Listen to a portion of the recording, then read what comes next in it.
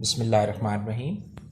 Class 9 children, now we are going to do some conceptual questions which are given at the end of chapter number 2 exercise. So I have made 5 different videos for you. So we will consider and focus on the conceptual questions of chapter number 2. Alright. So this time I'm discussing this number 2.5 and 2.6. These two questions I have taken from your conceptual question, right?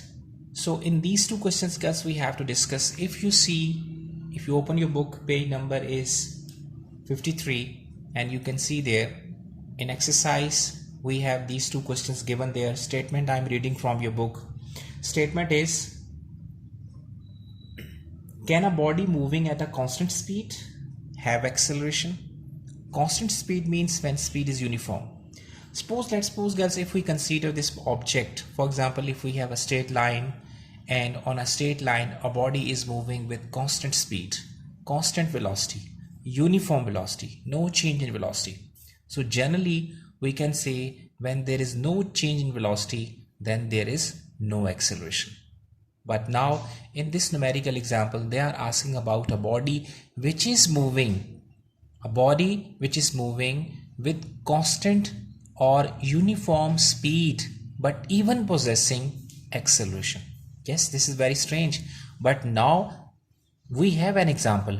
Suppose girls, if we have a point A and body is moving around this point in a circular motion, you can see now this object starting from its journey from point A, now it turns total distance covered by the body is equals to the circumference of this circle, and this distance which is equals to circumference of a circle means 2 pi r. So every time this object travels 2 pi r distance in same equal interval of time, so we can say in equal interval of time equal distance is covered. But now here you can say velocity is, or you can say speed is uniform, but there is acceleration because direction is changing. Because according to previous knowledge, we know that when there is a change in velocity, acceleration also present there. And if body is moving with uniform speed, constant velocity, but if there is a change in direction, it means that is also possessing acceleration. And this kind of acceleration is basically known as centripetal acceleration. So later on in higher classes, you will derive the formula for this acceleration, but not at this class 9 level. Is it clear? Detail I have written here so you can read out this answer properly. Second one, 2.6, another conceptual question. You can see now I'm going to read out the statement of this from page number 53.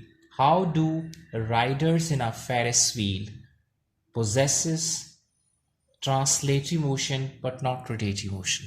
Yes, basically if you have seen in any amusement park, let's say, if you observe there a Ferris wheel, so now Ferris wheel itself is basically is connected with an axle, so that wheel rotates about that axle.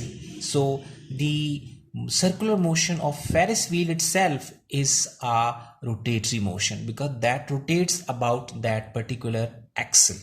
Okay, but the different seats which are attached with that wheel and different riders are sitting there just for enjoyment.